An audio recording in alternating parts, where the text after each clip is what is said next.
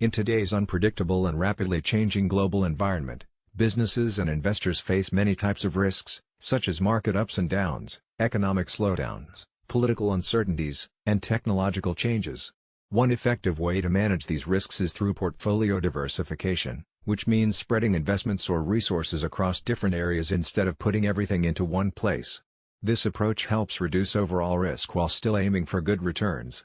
The idea of diversification started in finance with modern portfolio theory, developed by Harry Markowitz, and has since been adopted more broadly in business strategies. Now, diversification applies not only to financial assets like stocks and bonds but also to business activities, products, customer groups, locations, and technologies. Diversification works because different investments or business units often react differently to market changes, so when one part faces challenges, another might perform well, helping to balance overall results. The main benefits of diversification include reducing company-specific risk by spreading resources and optimizing returns by carefully balancing what is included in the portfolio. This presentation will explain these ideas in detail, show how they work in practice, and highlight important points to consider when making decisions about diversification strategies. Effective diversification depends on managing correlation, meaning the assets or business units involved should not move in the same way at the same time. This helps reduce overall risk. Diversification also lets organizations find a balance between stability and growth by combining high-risk, high-reward projects with more stable, low-risk ones. It can be applied in various ways, through financial portfolios like stocks, bonds, and real estate, corporate portfolios consisting of different products, services, or business units, and market portfolios across industries, regions, or customer segments. The practical benefits of diversification are clear. It helps manage risk and maintain stability because if one market or product struggles, others can offset the loss. It also creates more consistent revenue streams by reducing reliance on a single income source, which boosts resilience during economic ups and downs. Additionally, diversification provides strategic flexibility, enabling companies to pursue new opportunities without abandoning their core strengths. It allows for better capital allocation by spreading investment across projects with different risk and return profiles, optimizing overall performance. Finally, diversification supports long-term sustainability, helping businesses navigate industry disruptions, technological changes, and shifting consumer preferences more effectively. To implement a portfolio diversification strategy effectively, the first step is to clearly define strategic objectives, such as growth, stability, market expansion, or reducing risk, because these goals will shape all diversification decisions. Next, it's important to analyze the current portfolio by looking at existing products, revenue sources, risk exposure, and market performance to avoid over-reliance on any one area. After that, diversification opportunities should be identified, which can take several forms: horizontal diversification by expanding into related products or services, vertical diversification by integrating suppliers or distributors, geographic diversification by entering new regions, or conglomerate diversification by moving into entirely unrelated industries. Finally, evaluating the risk and correlation between assets matters a lot, since effective diversification depends on how different parts of the portfolio perform relative to each other, with low correlation being key to reducing overall risk.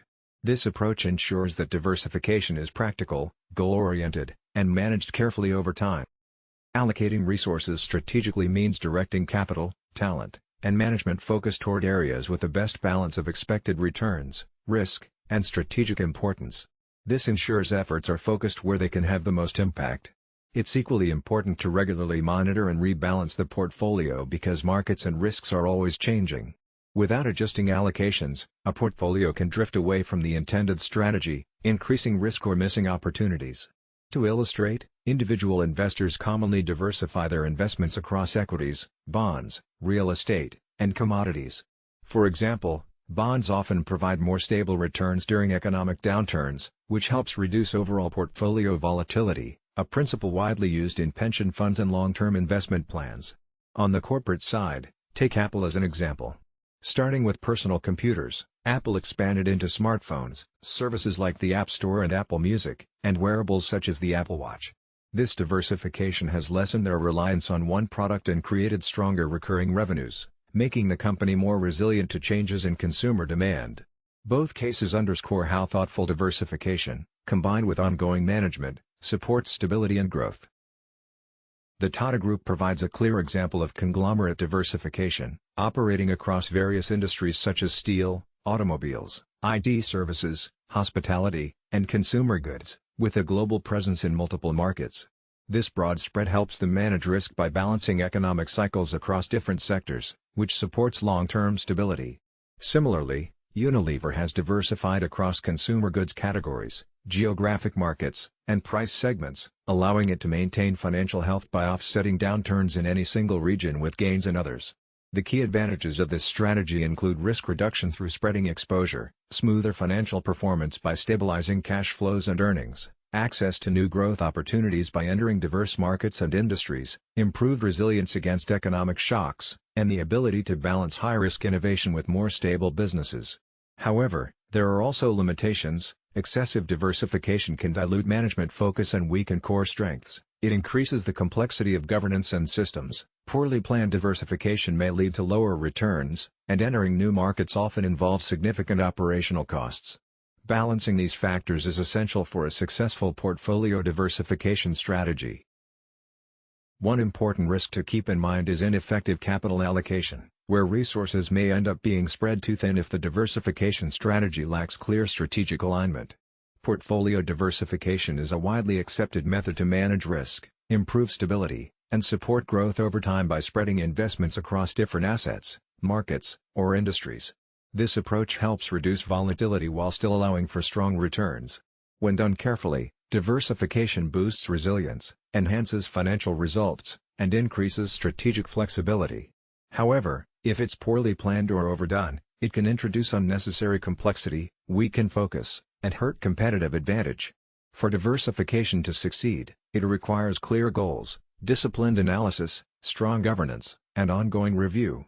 Given how unpredictable and rapidly changing business environments are, diversification remains a key tool for organizations aiming for sustainable success.